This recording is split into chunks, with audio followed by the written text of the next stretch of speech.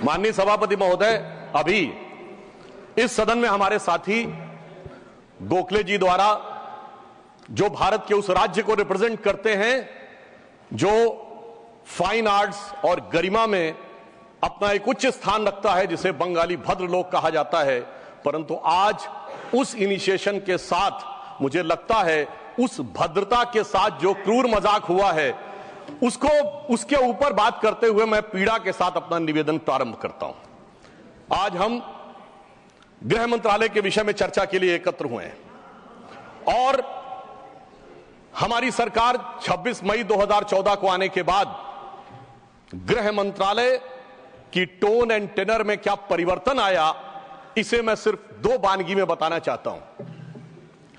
26 मई 2014 के बाद आप सबको ध्यान होगा, उससे पहले बीएसएफ जो कि गृह मंत्रालय के अंडर में आता है, पहले उधर से बहुत फायरिंग हुआ करती थी। उसके बाद पहली फायरिंग हुई तो मुझे याद है उस समय राजनाथ सिंह जी गृह मंत्री थे। यहां पे खबर आया कि साहब वहां से कहा जाता था फायरिंग हो तो सिर्फ व्हाइट फ्लैग दिखाना है। आपको पता है कि उस समय गृह मंत्रालय से संदेश गया बीएसएफ के डीजी को कि अब ये मोदी की सरकार है, अब व्हाइट फ्लैग नहीं दिखाया जाएगा, फायरिंग के ऊपर 4 गुना फायरिंग का जवाब दिया जाएगा। और आप सबने देखा होगा पिछले 10 सालों में सीमा पर फायरिंग में शांति आ गई है। दूसरा उदाहरण देना चाहता हूं, जब हमारी सरकार आई 26 मई 2014 को, उस समय अभी आईबी का उल्लेख हुआ जो गृह मंत्रालय में आती है, इंटेलिजेंस ब्यूरो, उसके चीफ श्री आसिफ इब्राहिम थे जो कांग्रेस पार्टी के शासनकाल में आईबी चीफ बने थे। वैसे तो हम किसी भी अफसर को धर्म जाति के आधार पर नहीं देखते, पर उस समय इस बात का प्रचार किया गया था कि देखिए एक मुस्लिम अधिकारी को आईबी का चीफ बनाया गया। परंतु आज तक का भारत का इतिहास है, जब कोई सरकार बदलती है तो आईबी चीफ 1 महीने से ज्यादा नहीं रहता है। परंतु श्री नरेंद्र मोदी जी की सरकार में श्री आसिफ इब्राहिम का 8 महीने का कार्यकाल था और उन्होंने उसे 8 महीने का कार्यकाल पूरा किया। याद रखना चाहिए कि मोदी जी के कार्यकाल का पहला आईबी चीफ मुस्लिम समाज से था। यह दर्शाता है कि हम समाज के वर्गों को डर पैदा करके साथ में नहीं लेना चाहते, विश्वास पैदा करके साथ में लेना चाहते हैं। आज हमारे गृह मंत्री आदरणीय अमित शाह जी गुजरात का प्रतिनिधित्व करते हैं, प्रधानमंत्री जी उत्तर प्रदेश से प्रतिनिधित्व करते हैं। सभापति जी, यह संयोग भारत के इतिहास में 3 बार बना है। पहली बार जब सरदार पटेल गुजरात से थे और पंडित नेहरू उत्तर प्रदेश से थे तो स्वतंत्रता का काल था। दूसरी बार लाल कृष्ण आडवाणी जी गृह मंत्री थे और अटल बिहारी वाजपेयी जी उत्तर प्रदेश से थे, तब भारत ने 21वीं सदी में प्रवेश किया था। आज जब अमित शाह जी गुजरात से हैं और मोदी जी यूपी से हैं, तो भारत ने अमृत काल में प्रवेश किया है। अर्थात मैं कह सकता हूं काल के कपाल पर, भारत के भाल पर कुछ तो नया होने वाला है और कुछ ना कुछ तो नया हुआ है, उसे आज समझने की जरूरत। अब मैं बताना चाहता हूं कि गृह मंत्रालय ने इस दरमियान किस किस प्रकार से कार्य किए। मैं 3 प्रकार के कार्य बताना चाहता हूं। एक, वो कार्य जो पिछली सरकारें भी कर रही थी, वो हमने करके दिखाया। दूसरा, वो कार्य जो पिछली सरकारें कर ही नहीं सकती थी, सोच नहीं पाई, वो करके दिखाया। और तीसरे वो कार्य हैं जिसपे पिछली सरकारों ने एड़ी चोटी का जोर लगा दिया कि नहीं हो सकते, वो भी करके दिखाया। पहली श्रेणी में वो कार्य हैं, यानी मैं मानता हूं दूसरी सरकारों ने भी प्रयास किया होगा कि आतंकवाद की घटनाएं कम हो और अपराध की घटनाएं कम हो। तो मैं बताना चाहता हूं आतंकवाद की जो कुल घटनाएं जून 2004 से 14 के बीच में 7214 थी, जो 14 से 2024 के बीच में 2240 है, 69% की कमी आई है। कुल मृत्यु जो नागरिकों की और सिक्योरिटी फोर्सेस की होती थी उसमें 68% की कमी आई है। नागरिकों की जो मृत्यु होती थी उसमें 81% की कमी आई है। सिक्योरिटी कोर्सेस में जो फोर्सेस की जो मृत्यु होती थी उसमें 46% की कमी आई है। और मैं एक महत्वपूर्ण बात बताना चाहता हूं, स्टोन पेल्टिंग के इंसिडेंसेस 2010 में 2654 थे, अब 0 हैं। ऑर्गेनाइज हड़ताल 0 है, स्टोन पेल्टिंग 0 है, स्टोन पेल्टिंग में जख्मी होने वाले 0 हैं। सभापति महोदय, पत्थर पड़ने के दौर खत्म हो गया, मगर अगर किसी की अकल पे पत्थर पड़ा हो तो उसे बदला हुआ नजारा नहीं दिखाई पड़ता। इसलिए मैं कहना चाहता हूं चश्मा उतारो फिर देखो यारो, दुनिया नई है चेहरा पुराना। महिला सुरक्षा के लिए एक अलग प्रभार बनाया गया। 2018 में इंटीग्रेटेड हेल्पलाइन बनाई गई और 181 हेल्पलाइन को राज्यों और केंद्र शासित प्रदेशों के साथ जोड़ा गया। फोरेंसिक को मजबूत करने के लिए प्रदेश में डीएनए विश्लेषण और साइबर फोरेंसिक की लैब्स भी बनाई गई। मॉडर्नाइजेशन करने के लिए 80 करोड़ की एक अलग मंजूरी दी गई। फोरेंसिक इकोसिस्टम को बेहतर बनाने के लिए 7 नई फोरेंसिक प्रयोगशालाएं बनाने की बात हुई, और जिसमें यूपी, बिहार, उड़ीसा, राजस्थान, छत्तीसगढ़, तमिलनाडु और केरल में, और इसके अतिरिक्त पुणे, गुवाहाटी, भोपाल और कोलकाता की लैब्स को और इंप्रूव करने का कार्य किया गया।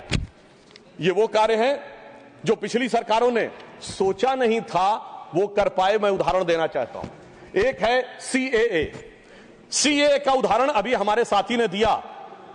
मैं याद दिलाना चाहता हूं, इसी संसद में एक वो दौर था जब इनकी नेता ममता बनर्जी जी ने भारत के इतिहास में इकलौती बार जब चेयर के ऊपर फाइल फेंकी थी, किस बात को लेकर कि बांग्लादेशी घुसपैठियों के बारे में चर्चा करने का मौका नहीं दिया जा रहा है। और आज मैं कहना चाहूंगा कितना बड़ा बदलाव दिखता है कि जिन लोगों ने इतना बड़ा कार्य किया था वो आज कितना पीछे हट गए। इसे कहते हैं कि वक्त के साथ इंसान कैसा बदलता है। सीए पे मैं कहना चाहूंगा, सीए गृह मंत्रालय का विषय है, नागरिकता, और ये एक संसद के द्वारा पारित कानून था, परंतु राज्य विधानसभाओं ने उसके खिलाफ प्रस्ताव पारित कर दिया। यह सरासर कानून का उल्लंघन था, सरासर संविधान का उल्लंघन था, और मैं कह सकता हूं इसके द्वारा संविधान खतरे में था। दूसरा मैं उदाहरण देना चाहता हूं, यूएपीए का चेंज किया गया, यानी अब केवल एक संगठन आतंकवादी नहीं होगा, कोई व्यक्ति आतंकवादी होगा तो उसको भी आतंकवादी माना जाएगा। एनआईए एक्ट में आतंकवाद की परिभाषा स्थापित की गई। मृत्यु दंड पर यह संशोधन किया गया कि क्षमा याचना केवल संबंधित व्यक्ति ही कर पाएगा, दूसरा नहीं कर पाएगा। आपदा के लिए विशेष धनराशि की व्यवस्था की गई, और नक्सलवाद को समाप्त करने में अभूतपूर्व सफलता हमें मिली है। अभी दिसंबर के महीने में हमारे गृह मंत्री अमित शाह जी नक्सलवाद प्रभावित क्षेत्र में सीआरपीएफ के कैंप में पूरी रात गुजार कर आए हैं। जो लोग ये कहने का प्रयास करते हैं कि इसको डर और किससे वो, उससे उनको समझने का प्रयास करना चाहिए। अब वो दौर चले गए सभापति महोदय। मुझे याद है 6 अप्रैल 2010 को दंतेवाड़ा में 76 सीआरपीएफ के जवान शहीद हो गए थे, और उसके बाद ऐसे समाचार आते थे कि देश के कुछ विश्वविद्यालयों में शहीद जवानों के प्रति नहीं, नक्सलवादियों के समर्थन में कार्यक्रम हो रहे थे। वो दौर अब समाप्त हो गया। अब तीसरी श्रेणी में बताना चाहता हूं, वो काम आते हैं, किए हैं गृह मंत्रालय ने, जो पिछली सरकारें कहती रही कि ये नहीं हो सकता, नहीं हो सकता, वो करके दिखाया। धारा 35A, धारा 370। मैं कह सकता हूं जब सरदार पटेल गृह मंत्री थे, राज्यों का महकमा उनके पास था, वो कश्मीर की कसक जो रह गई थी, वो कसक अगर आज समाप्त हुई है तो अगस्त 2019 में अमित शाह जी के शासनकाल में वह समाप्त हुई है। मैं कहना चाहता हूं, श्यामा प्रसाद मुखर्जी जी ने पहला बलिदान दिया था। रावी के तट पर 26 जनवरी 1930 को कांग्रेस के लाहौर अधिवेशन में स्वराज्य की शपथ ली गई थी, पर वो शपथ अधूरी रह गई थी। तो सरदार पटेल के दिल में कसक थी, श्यामा प्रसाद मुखर्जी जी का बलिदान था, और अटल जी के दिल में वेदना थी। उन्होंने कहा था 15 अगस्त का दिन कहता आजादी अभी अधूरी है, सपने सच होने बाकी हैं, रावी की शपथ न पूरी है। परंतु वो शपथ किसने पूर्ण की? प्रधानमंत्री श्री नरेंद्र मोदी जी के नेतृत्व में हमारे वर्तमान गृह मंत्री श्री अमित शाह जी ने उसको पूरा किया। और इसी के साथ मैं एक पंक्ति में कहना चाहूंगा, इतना बड़ा परिवर्तन भारत के इतिहास में आया कि अपनी सरकार की तरफ से और प्रधानमंत्री जी की तरफ से कि दर्द की रात गई, गम के जमाने भी गए, और मोदी जी के हिम्मत से कई दाग पुराने भी गए।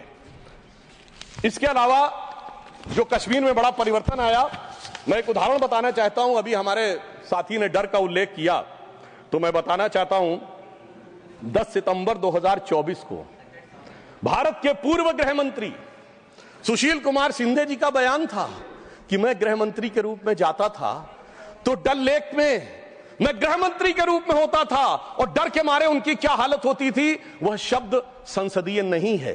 तो मैं अपनी स्वरचित पंक्ति में कहना चाहूंगा, हमारे साथी सब समझ जाएंगे कि लहूलुहान थी घाटी और झेलम डरी हुई थी, खामोशियां रातों की दिन में भरी हुई थी, और दहशत का था वो आलम कि डल लेक घूमने में गृह मंत्री के पग के नीचे धरती फटी हुई थी।